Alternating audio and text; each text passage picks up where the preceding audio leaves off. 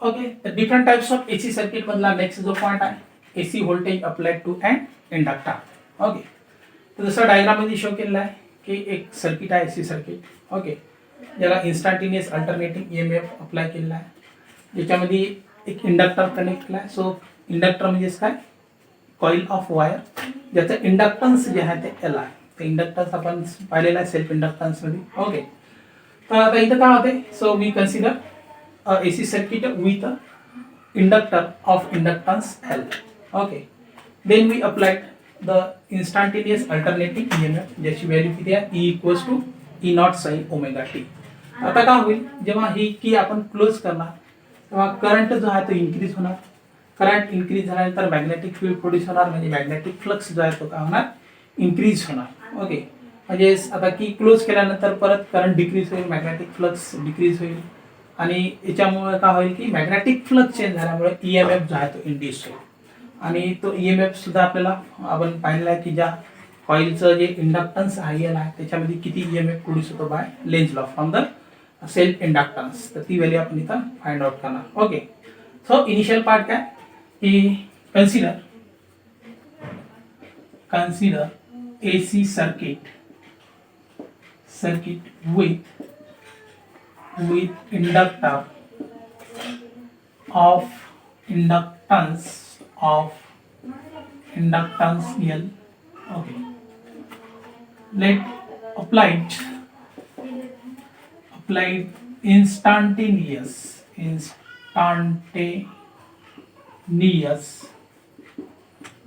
alternating EMF is E equals to E naught sin omega t.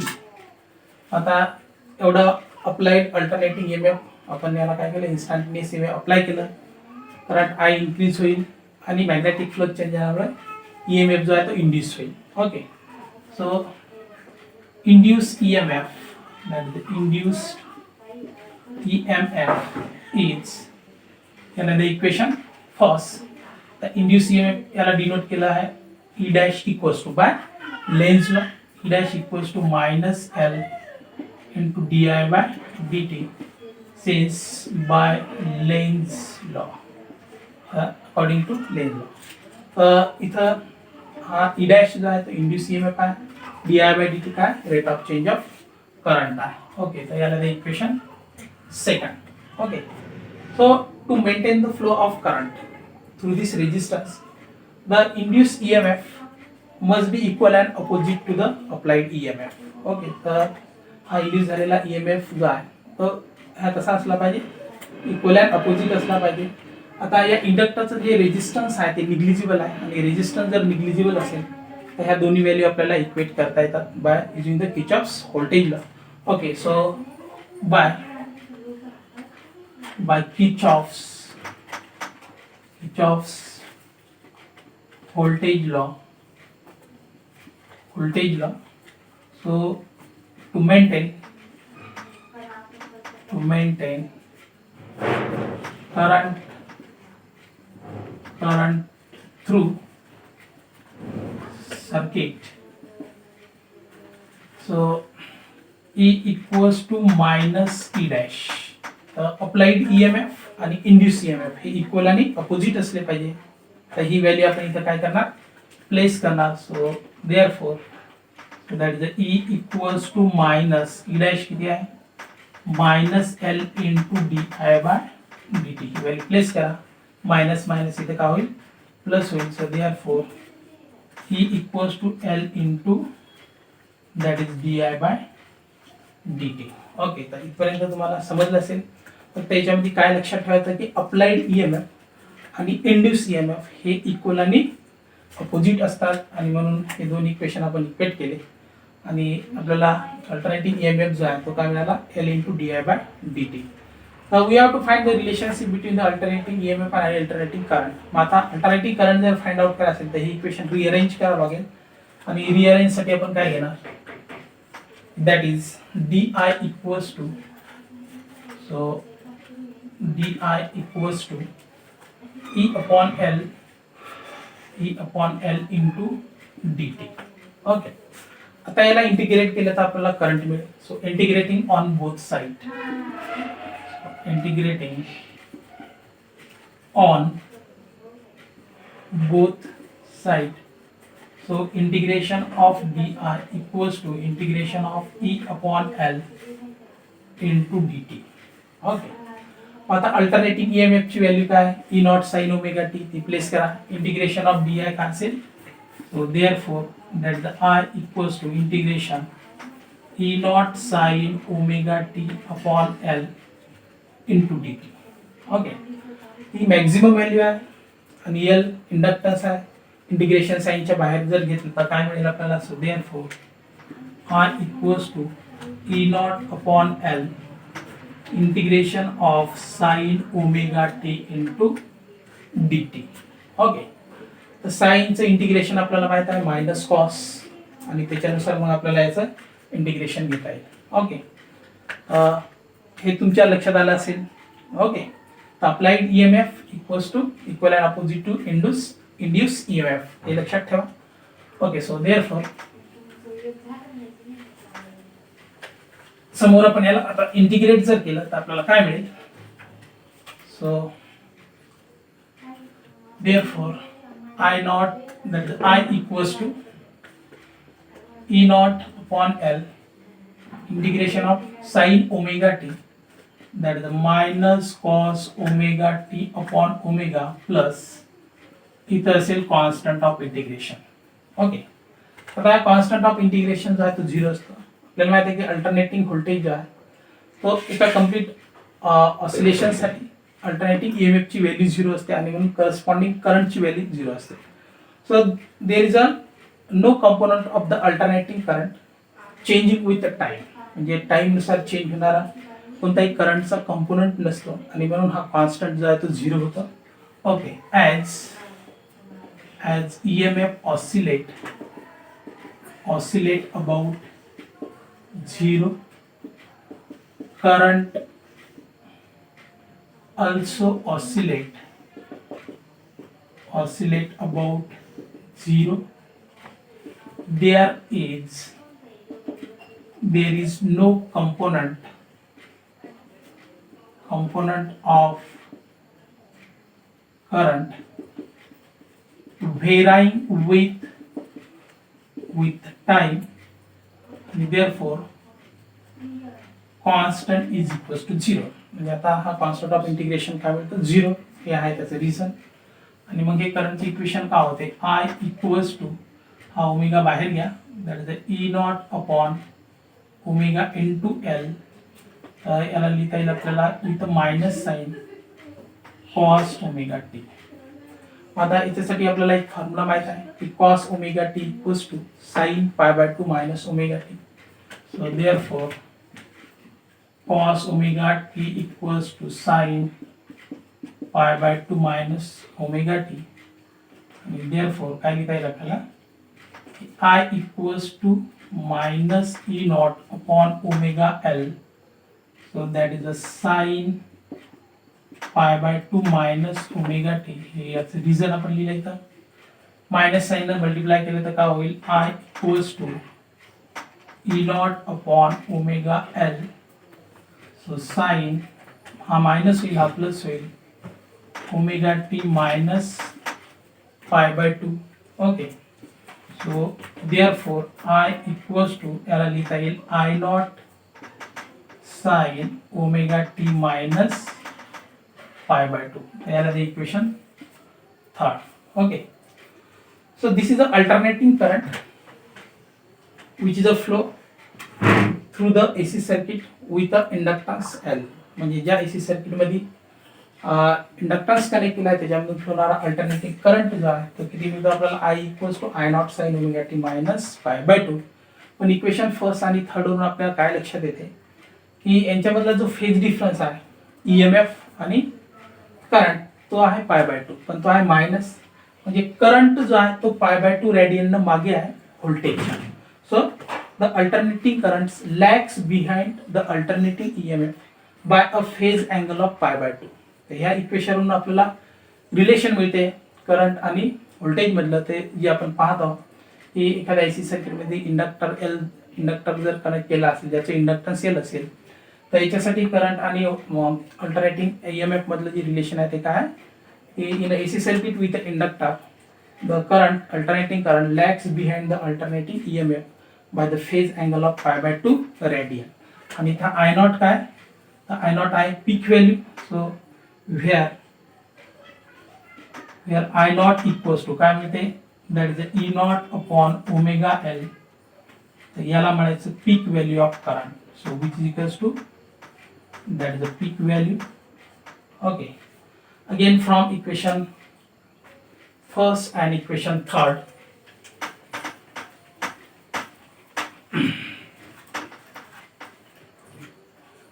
so from equation first and equation third, alternating current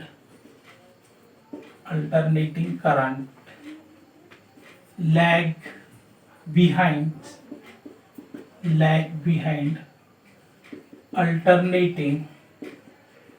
alternating EMF by a phase angle of π/2 radian. So current जो आहे तो लॅग्स असतो bye π/2 radian.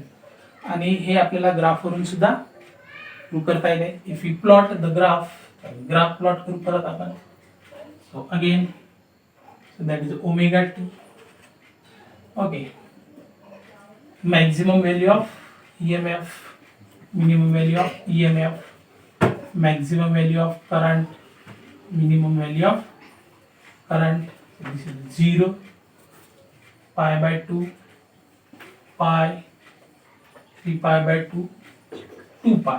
Okay, so this is a π/2, pi, 3π/2 आणि 2π. तर alternating EMF मध्ये sine function आहे E equals to E naught sine omega T. तर कसा मिळेल आपल्याला 0 1 म्हणजे ई नॉट, 0 -1 म्हणजे मायनस ई नॉट, 0. तर असेल अल्टरनेटिंग ईएमएफ साठी कर. आता अल्टरनेटिंग करंट साठी जर फाइंड आउट करायचं असेल तर जेव्हा ओमेगा टी 0 असेल तर साइन -π/2. सो साइन π/2 इज 1 म्हणजेच -1. तर तो पॉइंट आपल्याला इथे मिळेल. ओके, नेक्स्ट व्हॅल्यू जेव्हा π/2 असेल तर π/2 -π/2 इज 0 म्हणजे ती व्हॅल्यू इथे मिळेल. नेक्स्ट पाय जर असेल तर पाय -π/2 दॅट इज π/2 म्हणजे 1. तर नेक्स्ट व्हॅल्यू इथे मिळेल. तर नेक्स्ट 3π/2 म्हणजेच पाय म्हणजे साइन पाय इज 0, ती व्हॅल्यू इथे मिळेल. ओके, आणि नेक्स्ट दॅट इज 2π म्हणजे 370 म्हणजेच -1.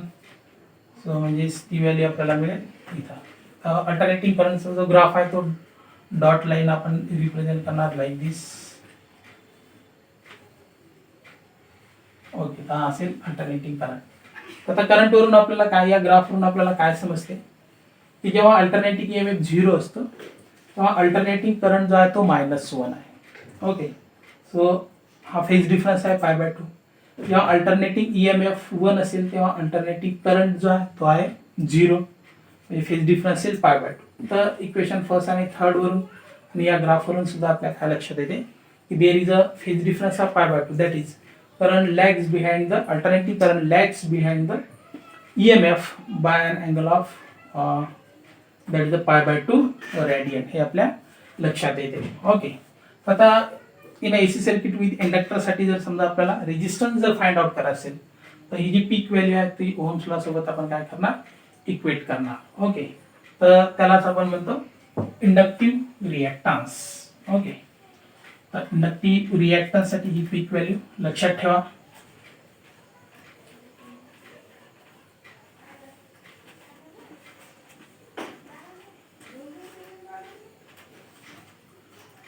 ओके, इंडक्टिव्ह रिएक्टन्स कशाला म्हणायचं, that is a inductive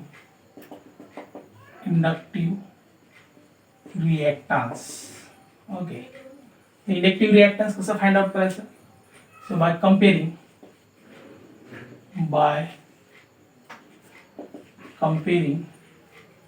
I equals to E naught upon omega L with Ohm's law. Ohm's law I equals to V upon R. Okay, तर फक्त आपल्याला denominator equate करायचा, resistance find out करायचा, तर आपल्याला काय मिळते इथं. So therefore R equals to omega into L.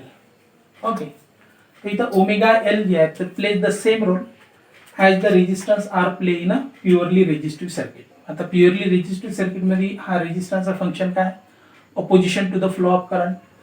मग आता एसी सर्किट विथ इंडक्टरमध्ये हा ओमेगा एल काय करत आहे की करंटला अपोज करत आहे, आणि म्हणून ओमेगा एलला काय करायचं, इंडक्टिव्ह रिॲक्टन्स, आणि याला डिनोट करायचं XL. So XL is a inductive reactance. XL काय, inductive reactance. So inductive reactance काय, this is the opposing nature of the inductor in a AC circuit. Okay, to oppose the flow of current, to oppose the flow of current. So त्याला म्हणायचं inductive reactance. Okay, so inductive reactance that is XL equals to that is opposition to the flow of current in AC circuit with inductor of inductance L. Okay, so opposition to the flow of current in the AC circuit with inductor of a inductance L, किंवा opposing nature of this inductor to the flow of current, तर त्यालाच म्हणून आपण inductive reactance. आणि म्हणून इथं XL जो आहे तो काय मिळतो, omega into L. So which is equals to omega म्हणजेच 2πf इंटू L. म्हणजे आता इंडक्टिव्ह रिॲक्टन्स जे आहे ते डायरेक्टली प्रोपोर्शनल टू आहे frequency. So XL is a directly proportional to frequency and XL is a directly proportional to inductor. Okay, म्हणजे आता एखाद्या एसी सर्किटची फ्रिक्वेन्सी इन्क्रीज केली तर तिथं रेजिस्टन्स सुद्धा इन्क्रीज होत आहे, म्हणजे इंडक्टिव्ह रिॲक्टन्स इन्क्रीज होत आहे, किंवा त्या कॉइलचं इंडक्टन्स जर आपण इन्क्रीज केलं तर तिथं सुद्धा इंडक्टिव्ह रिॲक्टन्स इन्क्रीज होत आहे. म्हणजे इंडक्टिव्ह रिॲक्टन्स काय करत आहे, तर inductive reactance oppose the AC, म्हणजे एसी करंट जर एखाद्या सर्किटमधून फ्लो असेल तर तसं तिथं इंडक्टिव्ह रिॲक्टन्स काय करतो, करंटला, एसी करंटला अपोज करतो. ओके, आता डीसी करंट जो आहे तर डीसी करंट जो आहे तो व्हेराइज होत नाही, म्हणजे त्याची फ्रिक्वेन्सी 0 आहे. Okay, so XL block AC. Okay, for DC काय लिहिलं आपण, for DC frequency is 0. Frequency 0 असेल तर इंडक्टिव्ह रिॲक्टन्स डीसी सर्किटसाठी काय असेल, 0 असेल, म्हणजे inductive reactance XL that is a pass DC. Okay, तर हे दोन सेंटेन्स लक्षात ठेवा. म्हणजे एखाद्या एसी सर्किटमध्ये जर समजा इंडक्टर कनेक्ट केला असेल, करंटला हा इंडक्टिव्ह रिॲक्टन्स, एसी करंटला हा इंडक्टिव्ह रिॲक्टन्स अपोज करतो, आणि डीसी करंटला तो काय करतो, पास करतो, म्हणजे डीसी करंट जो असतो त्याच्यामधून फ्लो होतो. ओके, तर ह्या inductive reactance. So inductive reactance काय, की this is the opposing nature आहे, okay, of the inductor to the flow of alternating current. Okay, किंवा this is the effective resistance offered by the inductance here to the flow of current. Okay, तर याला आपण काय म्हणू, that is the inductive reactance. तर याला आपण म्हणू effective resistance, okay, offered by the inductance L. याला आपण असं लिहू शकतो की effective resistance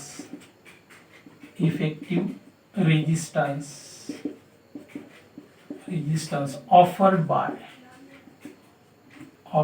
by inductance L to the flow of current, यालाच आपण म्हणू इंडक्टिव्ह रिॲक्टन्स. कशा निवड करायचं, XL, आणि ती व्हॅल्यू किती येते, omega into L.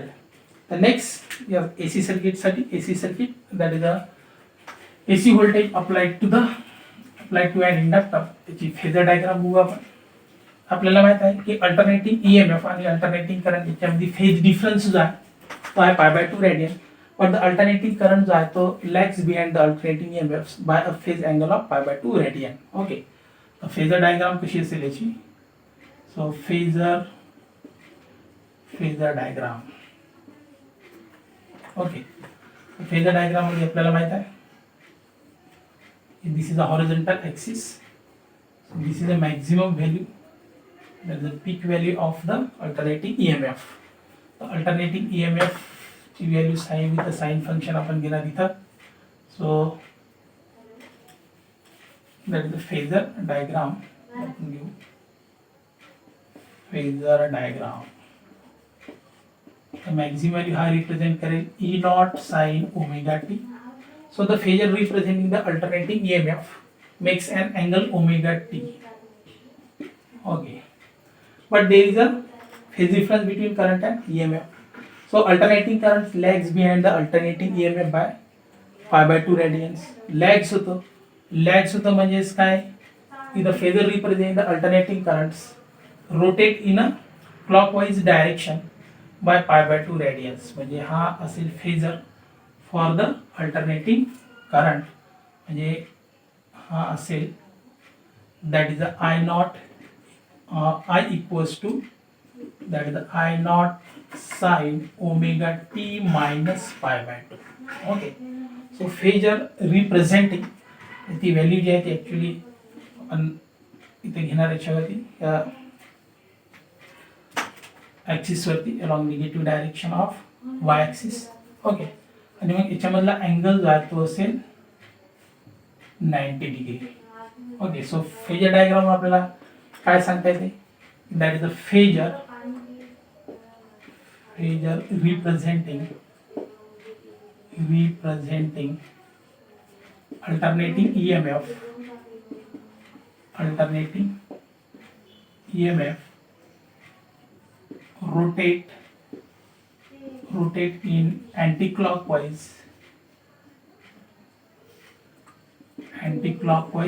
direction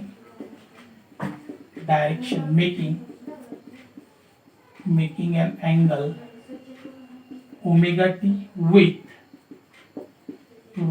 horizontal axis. Second, phasor representing alternating current rotates in clockwise direction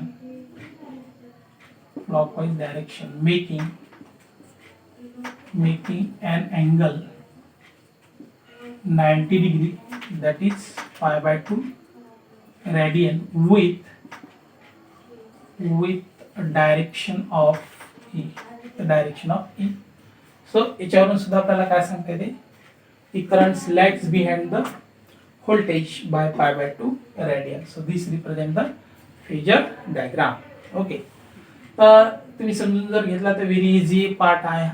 okay, so AC voltage is applied to an inductor L. Okay, so thank you for this.